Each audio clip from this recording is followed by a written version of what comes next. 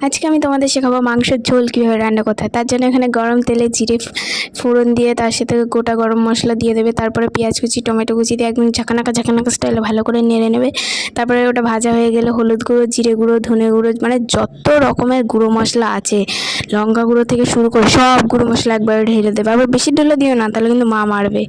তো সব কিছু দিয়ে ভালো করে একটু পেঁয়াজটাকে ভেজে কষিয়ে নেওয়ার পরে এখানে আমি বেটে রাখা আদা বাটা, রসুন বাটা, পেঁয়াজ বাটা, লঙ্কা বাটা সব দিয়ে একদম মশলাটাকে ঝাঁকানাকা স্টাইলে কষিয়ে নিতে হবে।